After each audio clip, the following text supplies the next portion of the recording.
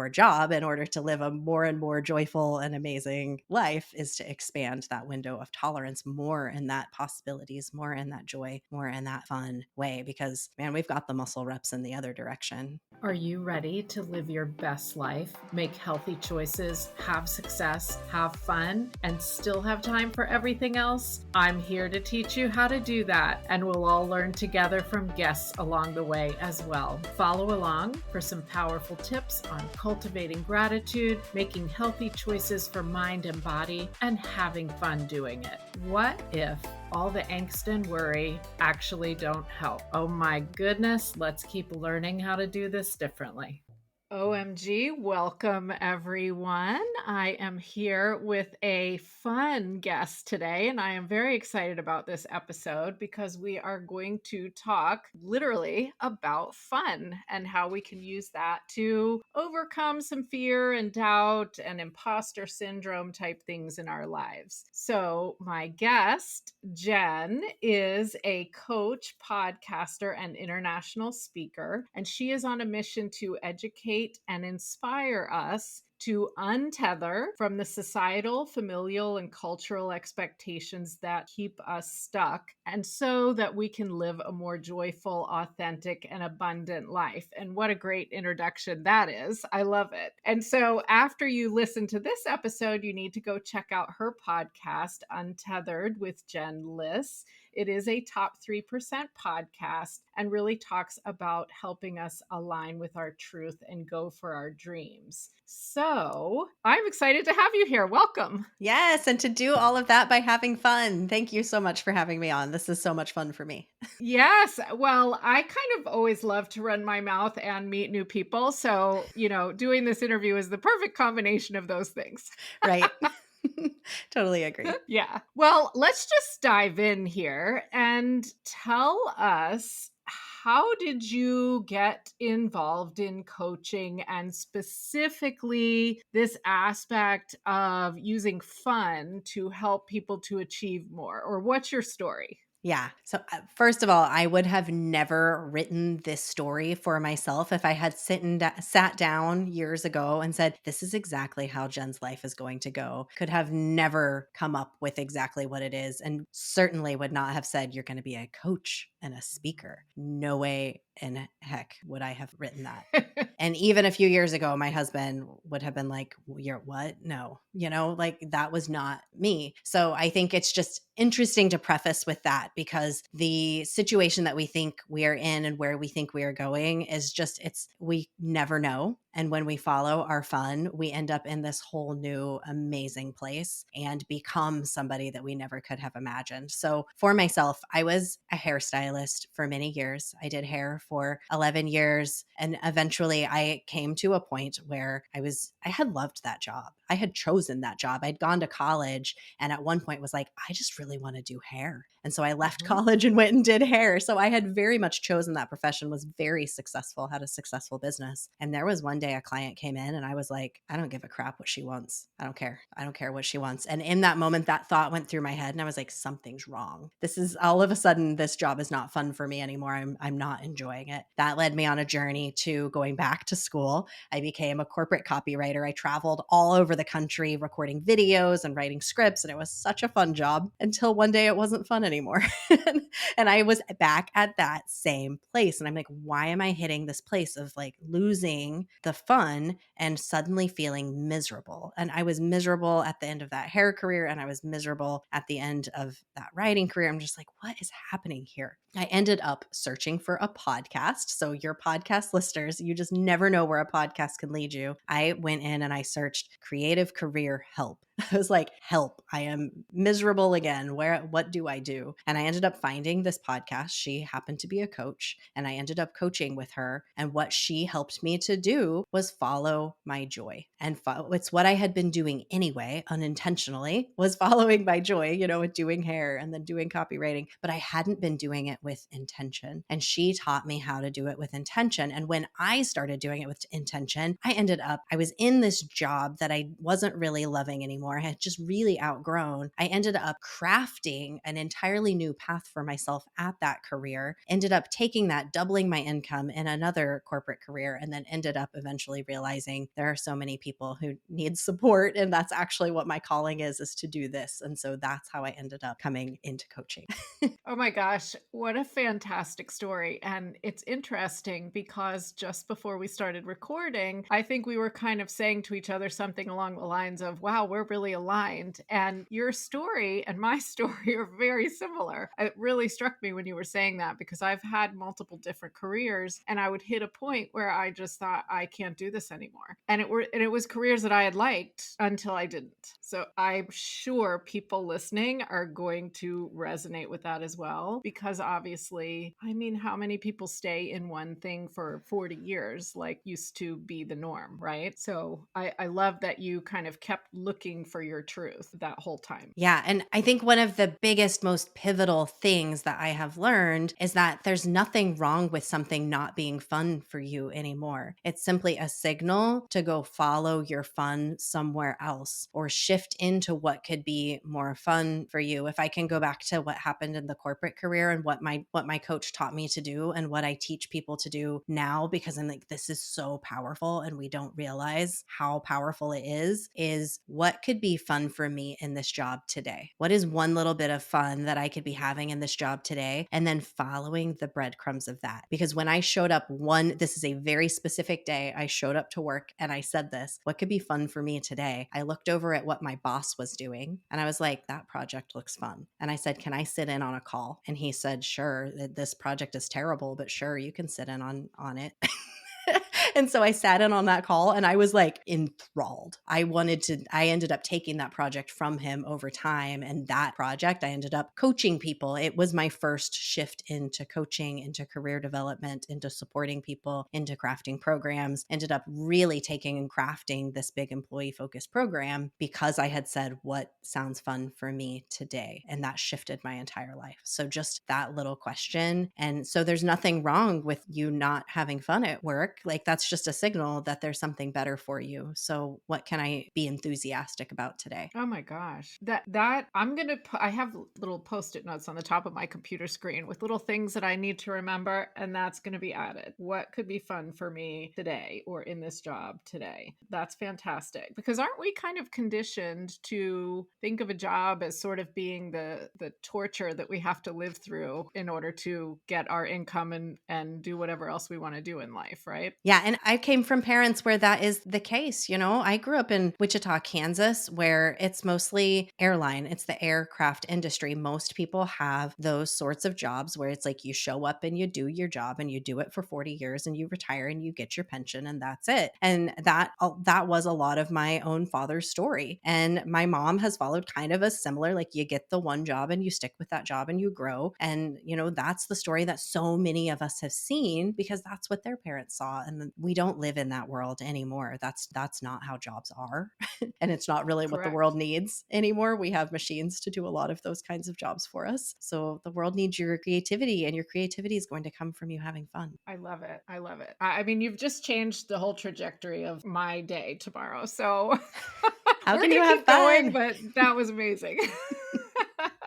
Okay, so when you've had a career like you have, where you've gone on to do something new and succeeded, and then gone on to do something new and succeeded, that really shows me that you're familiar with the idea that when we want to grow or we want to do something new, we really have to challenge ourselves. And there is such a thing as an upper limit of what we're comfortable with, typically in terms of how uncomfortable we want to be or how much success we're comfortable having, even. And I've talked about this in a previous podcast episode about the upper limit problem. So, talk a little bit about how we can use fun to help kind of expand our comfort zone and go for newer and bigger things. This is a beautiful question. And I love that you've been talking about it and that you yourself are passionate about it. So I'm assuming that you've read Gay Hendricks' book, The Upper Limit. Yes. Yeah. Yes. Such a great book. I myself I fully adopt that idea, that thought with my own coaching clients to something that just really resonates with me, which is that each of us has a joy breaker box inside of us. And we can only handle so much joy, just like a breaker box can only handle so much electric flow before it flips. You can only handle so much joy, so much goodness, so much fantasticalness, which is it's a very similar idea to the upper limit. And when you hit that, it sounds wild. And I think when I was first introduced to it, I was like, I don't quite get it. But then when you start reflecting on it and you start seeing experiences that you have, it's so true. Like, I have an example. When I first moved out here from Kansas to Oregon, I'm sitting on this beautiful beach and I'm thinking, I'm only 2 hours from the beach. I used to be 12 hours from the beach. Like, this is just so amazing. I'm just seeing this beautiful sunset and just enjoying it. And all of a sudden, I start thinking about things like, I spent too much on dinner last night. Oh my gosh, I need to call my mom. My nails look like crap. Oh my gosh, I can't believe I'm on this beach with these toenails that look like turds. Like, I just start having all of these ridiculous negative Yes. thoughts that were taking me out of my joyful, magical experience because I had tripped my breaker box. I could only handle so much joy, and my negative thoughts had to come bring me back down to where I was comfortable, which was without that much joy. So, Right. it's we have this like state. This is where my joy is set. And one of the biggest things that each of us can do in order to invite more joy, more magic, more amazingness, more success into our lives is to give that breaker box where it can handle more juice, to expand your capacity for joy. And we do that by allowing ourselves to feel it. So fun is part of this because you're having fun and experiencing more fun things. That is expanding your joy, but we really have to feel it. That's the big thing, is allowing yourself to feel what joy feels like in your body and expanding it slowly, one experience at a time, and noticing when you've hit that upper limit that you mentioned, because that upper limit that's when the joy breaker flips. That's really fascinating because I completely understand what you're saying. And at the same time, I'm thinking to myself, what a strange thing that will stop ourselves from experiencing even feeling joy. It's an odd thing. It's an odd thing. It's an odd thing, and we obviously can associate with negative feelings stopping us. We understand that. We live in a world that's pretty focused on the negative feelings, and we live a lot in that space. We live a lot in limitation, but we don't live a lot in possibilities and joy and really focusing on fun and our enjoyment. But the limitation within your nervous system is there on both sides. Your nervous system can handle so much fear before it goes into complete freeze, and it can handle so much joy before it pulls itself back down. So you've got this window of tolerance that we're all living in all the time. And so our job, in order to live a more and more joyful and amazing life, is to expand that window of tolerance more in that possibilities, more in that joy, more in that fun way. Because man, we've got the muscle reps in the other direction. You Yeah. can handle a lot of stress. You got that on lock. Right. And we know when we hit our limit on the stress and we're going to backpedal and get out of it. Yeah, Right. exactly. Right. But we just don't spend a lot of time in this world. We don't spend a lot of time focusing on the other side of the coin. We really don't. That's really true. And so that makes me think of two different questions. I'm just going to ask you both because they're kind of interrelated. But one is, what are some of the most common signs that people can recognize that they're kind of hitting the limit on their joy? They're hitting that, what did you call it? That breaker box. And two, I heard you say we need to start feeling it. So kind of give me a little bit more how to on that.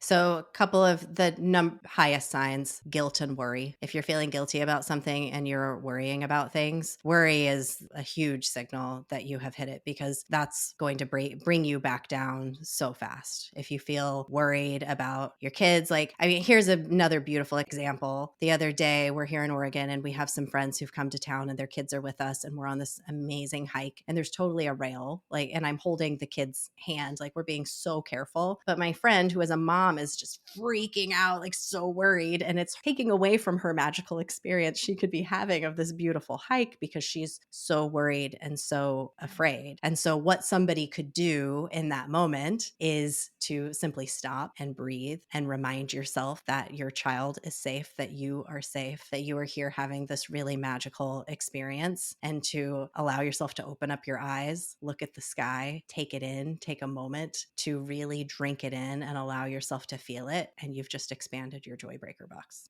by signaling to yourself, this is safe. You can do that by tapping. We could talk, I don't know how much you've talked on this podcast about tapping and other I have. somatic Yes. exercises, but you could tap on the palm of your hand and you can say, I'm safe. I'm safe. Look at this magical experience that I'm having. Even though I feel worried, even though I feel freaked out, I am safe and I am able to enjoy this magical, amazing experience. So then you have, and I hope this answers both sides of your question here. So in that moment, it's like you have recognized, oh, I'm so worried. I'm freaking out. I'm having this experience. Stop, give yourself a moment, drink in the magic that is before you, which there's magic in every moment, right? Like whether it's a sunrise or a Yes. sunset, or, Yes. whether you're sitting here and having this amazing conversation, you and I could take a moment to just be like, this is awesome. I'm connecting with this other human being. And that expands Absolutely. you into that other direction instead of leaning into the worry and the fear. I love it. And I love those are very practical things. And I'm always saying to myself and saying to other people, worrying is like praying for what you don't want. But,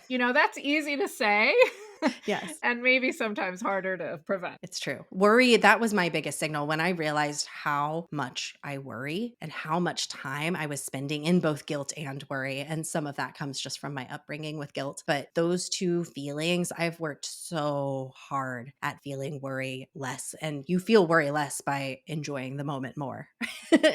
It's not focusing on the Yes. worry, it's actually focusing on just that beautiful moment that you're living in. And I don't spend a lot of time there anymore. I really don't. It exists, of Yes. course, but I just don't spend time Yes. with it. Yes. And as you were mentioning the story of walking on the path and the railing, it reminded me my son is a pilot. And when he was in high school, he was doing his private pilot's license. And every time, or almost every time, somebody would find that out, the response would be, oh my gosh, aren't you terrified? Aren't you terrified? Oh my gosh, that's so scary. Is he going to be okay? Is everything going to be okay? And I didn't have the words for it that you now have, but I had to just stop all that and just appreciate, wow, this is something so cool that he loves and he's really good at. And what an amazing thing. And I had to think about it that way and not let my brain go into all the worry and whatever else. So I got it completely what you're saying. That's such a great example and so indicative of where most of us spend our time and what our go-to is. Our go-to isn't, oh my gosh, isn't he having so much fun? That's what he loves. Look at him out there doing the thing that he loves. And look at you as a mother who's supporting him and holding that space for him to live the life that he wants to live. That's where our brain could go. But instead it Good goes to, oh my gosh, aren't you so worried about him? Good point. Good point. It's kind of something that we end up conditioned for. And I've talked before on the podcast about the brain science behind why our brains go there and everything. But I love what you're saying, that let's let the guilt and worry be the signal to kind of be a reminder, hey, that we're hitting some sort of maximum here. Stop and take a minute and just appreciate what's happening and enjoy it. I really love that. Don't you wish sometimes that living well had a set of easy steps to follow, or maybe a handbook for success? There are certainly many books out there that help, but wouldn't we love some easy tips that we can try right now? I've created for you 7 days of easy, free tips for living well. We're talking about sleep, food, movement, mindset, and a lot more. Even if you pick a few of these suggestions and give them a try, you will be starting down a path to amazing change over time. Make sure to go to www.bit.ly/OMG Teach Me podcast and sign up for your 7-day journey with me. And so, following on that, what would you say is most commonly holding people back, really, kind of behind all the excuses, maybe? The number one thing that's holding people back, it's fear. And Yeah. the number one thing is the fear of what other people think. Ooh. That's what's holding, in my experience, that's what's holding most people back, is the fear of what other people are going to think of me. That goes into imposter syndrome. It's stepping forward into something that you think you could do, something that you desire to do. You won't do it it because of what other people might think of you. I might fail. I might mess up. It's thinking less about your experience and thinking more about other people's reaction to the experience that you might have. I expected you to say fear. I didn't expect you to say that fear of what other people think was underlying it all. How does it land for you? How does it land for you? I'm curious. I think I agree, and at the same time, my brain is thinking, how could I possibly be letting what other people think dictate decisions I'm making in my own life, if that makes sense. Why would that be underneath everything? But what else are we afraid of? Maybe is the question. There's no, wild animals. There are certainly scary things in this world, but typically we're not afraid of our life, afraid for our lives. So, And I say this specifically, what I work with are people who feel a calling on their heart. They feel like there is just something more for me in this world, and they just can't move forward on it for whatever reason, or they've tried and they've kind of puttered out, or, for whatever reason, they're not moving forward. So the thing that is stopping people in this instance is that human need for belonging. And we're in this social media world where every single move that you make, everybody knows about it instantly. My dad is on my email list. He follows me on social media, as do high school. Everybody knows what you're doing at every yes. moment. So when there's some calling on your heart, you want to try something new, everybody's going to know about it. So in this world that we live in, that is why I have found, and in interviewing so many people on my own podcast, just saying, what is it that's really like keeping you? What is the sticky thing? Even if you're successful, what's that sticky thing you keep coming back to? And it's just, we want other people to accept and love us. We want love. We want acceptance. We want to belong. And so when we make a big move, we fear what other people are going to think of us. Are they going to still accept me? Am I still going to be loved? Am I still part of the heart, part of the tribe? Will they still love me? Yeah, it's interesting. This podcast is only in its third month right now. And when I came up with the idea to do it, I think I might have gotten lucky because I mentioned it to my husband and to a couple of friends, and they all happened to be very positive about the idea. And sometimes I ask myself, what if those conversations had gone differently? Would I have still done it? I don't know. I don't know if I would have. Yeah. So, good point. Yeah, we have to be careful who we share our ideas with for that very reason, because when something is just a baby that is forming, a negative thought from somebody can really make it shaky. So it's amazing that you got that feedback that you did. And I guess, question to you, did you intentionally choose those people as the people that you told because you knew that they would be supportive, or what do you think there? That's a great question. Maybe to a certain extent. I'm having trouble answering that question. One of them I knew would be honest, and so that one was maybe more risky. The others, I think I probably knew they would be supportive, so that's fair. You were seeking some balance. That's great. Yeah, But you yeah. had trust with that friend. Absolutely. Absolutely. And in this particular example, I think I had already made the decision anyway. So I might have just kept asking people until I got enough positive feedback. Yeah. Interesting, though. Yeah, it is an Interesting. interesting thing that sometimes we will do is we will intentionally ask somebody who we know is going to shoot us down. And that sounds about as wild as that whole joy breaker thing we were talking about, but we will do things that sabotage our progress because that progress is so scary, and achieving that thing that you want to do, it's going to flip your joy breaker, and your nervous system knows it. It knows that you're going to Wow. love creating that podcast so much, and that podcast might propel you in some new way. So sometimes we will sabotage in that way. That is a great, great point. Because alongside this, I have an online business and I teach other people to do the same thing that I do. And some of them start and decide that the first three people they talked to weren't interested in their product or whatever, and that's it. And could it be that they did that on purpose? Very interesting. Very interesting. So many things to ponder.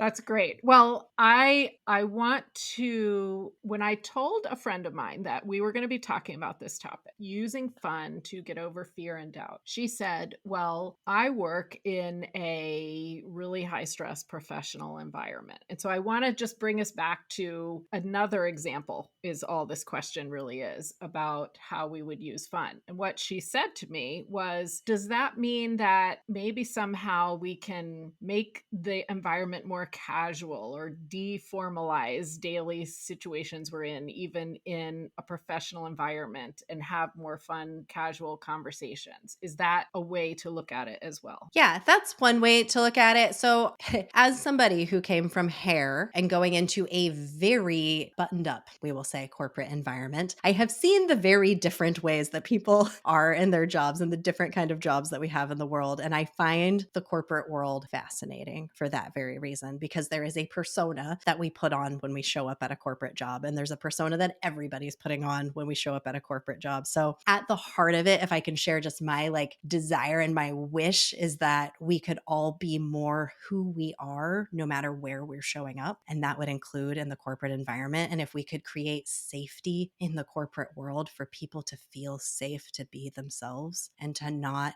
have to put on this specific persona that doesn't feel good or fun to most people, when we get down to Yeah. it, it doesn't feel fun to show up to work that way. It doesn't feel like us. It doesn't feel authentic. It feels like we're putting it on. And that was my personal experience with it. And I've heard from a lot of people, and just, this is very much my perspective. And so that's like my wish, is that there is a shift that can happen in the corporate world that way. Now, to more specifically answer that question, fun for your friend, fun for me, and fun for you are entirely different. The way that True. you have fun is totally different. I love to go out and hula hoop and dance around and be a dork and jump up and click my heels at the park because I saw a cute squirrel. Like that's my idea of fun. But fun for somebody else might be crunching a few numbers in their accounting job, and having a good challenge. That's fun for them. So I'm not saying that we all need to hula hoop at work and like have casual pizza hour, because that might be a nightmare to somebody else. That's not their kind of fun. It's just, what is fun for you today at work? That is the simple question, going back to the beginning. What sounds a little bit more fun for me? Where can I lean in and do something even more enjoyable for me? Just opening up the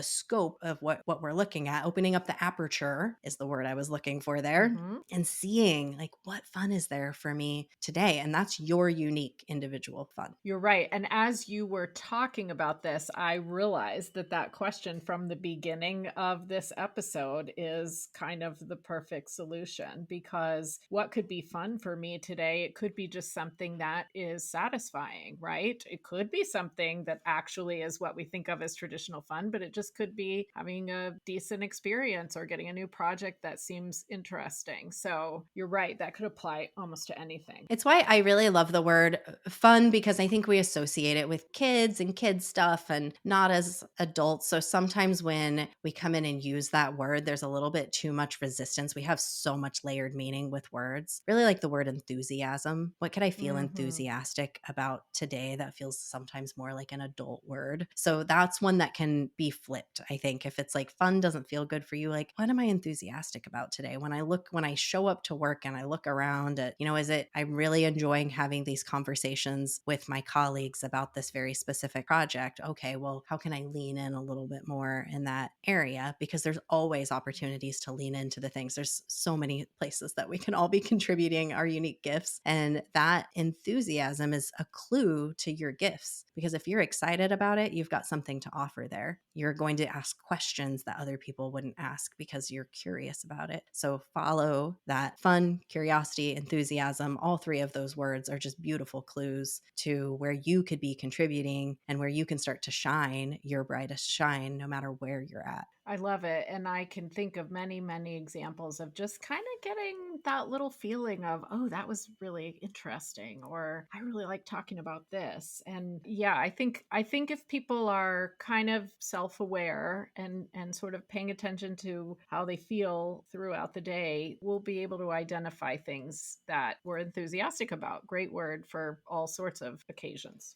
Yeah, there's a two question pairing that we used to ask in this program that I did in corporate that I just think is so key is what am I curious about right now, today? What am I curious about? And this could be anything. It could be, Mhm. chickens. I really kind of want to own some chickens. Like I'm curious about them. What gifts and talents and skills does that curiosity indicate about me? Hmm. What is that indicative of about me? So if it's chickens, it's like, oh, I'm curious to learn something totally new that I've never done before. Oh, I like really new things. Oh, what could that mean about me that I love starting new things? I love starting new projects. And you can go down a rabbit hole that can teach you so much about yourself that you can show up at work with, oh, I'm the best person to start a new project because of, this chicken thing about me.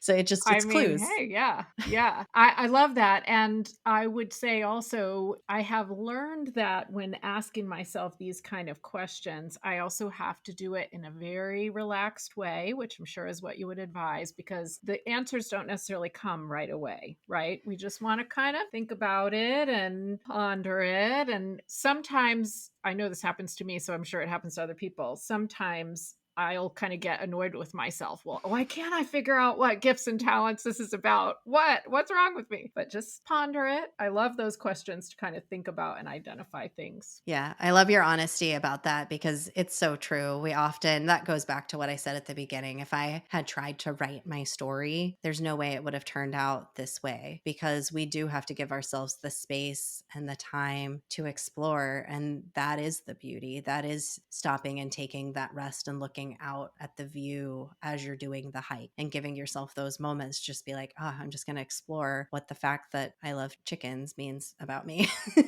But we do often want to just rush to the result, but the result isn't actually the fun of life. The fun of life is the things that you're experiencing right now and what you're enthusiastic about and following that. Fantastic. I agree. And depending on our personalities, I think sometimes we have an easier time recognizing that than others, but I agree. Okay, so I had a couple more questions for you. I'm going to just simplify a little bit because before we wrap up, I do want to address imposter syndrome, but just kind of quickly because I suspect that either listeners have no idea what that is or have heard it so much that they're sick of the term and everyone can't have it. That's ridiculous. So let me just ask this. You mentioned that imposter syndrome is really kind of at its core related to this fear of what other people think, which I find to be really a cool and fascinating definition that's easy to understand. So can you just say a little bit more about that? Yeah. So if you have imposter syndrome, you feel in some way that you are an imposter. So the way that you're showing up doesn't feel like who you are, right? Like there's a mismatch in who I think I am and how I'm showing up. And this can become really conflicting when we want something new, when we want something else, when I want a new role, when I want a new job. I don't feel like the core of me today is that thing.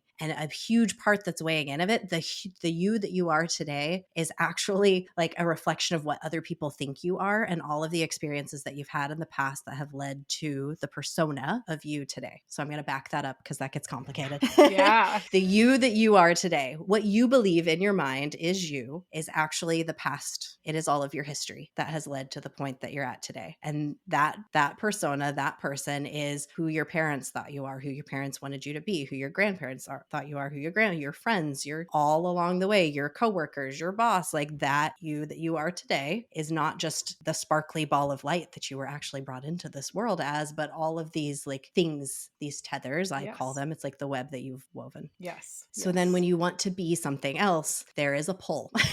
You've woven this beautiful web based on other people's perceptions and your perceptions and all the things. This is your web that you're living in. And now you're wanting to like stretch into something new. And that whole web is like, it's like moving with you. It's like, Mhm. it's really uncomfortable because all of a sudden you're pulling it out. So that is how I look at imposter syndrome is it's just like a stretch of this web, but that doesn't change the fact that you can choose this new thing. You could be this new thing. You so easily can. It's just that there's a web Absolutely. that's shifting with you as it does it. And you've either got to untether and just cut yourself from the web, or you've got to allow it to slowly shift with you. Let your other people that are part of the web, like, hey, guess what? I'm doing this thing and move into it. And so that loosens up that like rub of imposter syndrome that you feel when you realize who I am today is just this historic stuff. Who I want to be is Yes. very possible for me. I just have to know that there's going to be some shifting that's going to happen. So it's just that awareness of exactly what's happening there that I hope is helpful for you and your listeners, and just a different way of thinking about imposter syndrome. Absolutely. And actually, a few weeks ago, I did an episode on the labels that people kind of saddle us with in life. You know, whether it's a formal high school superlative kind of label or the way somebody always describes us or things that we overhear, all of those things and how they kind of stick with us until we learn to decide how we want to be and how we want to look at ourselves. So it's exactly what you're saying. And I appreciate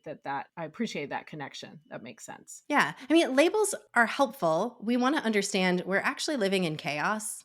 We're just like Fair enough. big energetic chaos. We're on a Yeah. spinning rock that's moving at, it's like there's a giant fiery ball of stuff that could, do stuff at any moment. Like this is chaos that we're living in. We use these labels to make sense of it. And Yes. when we can realize these are just labels that we have put on things in the past to help me get to this point without total chaos, you can just choose a new label. It's okay to do that. Absolutely. It doesn't make you wrong. It doesn't actually make you an imposter. You're just choosing your next one that you're going to get to wear. And then 5 years from now, you're going to look back and be like, I'm going to choose another. I'm going to change again. Yep. I fully 100% agree.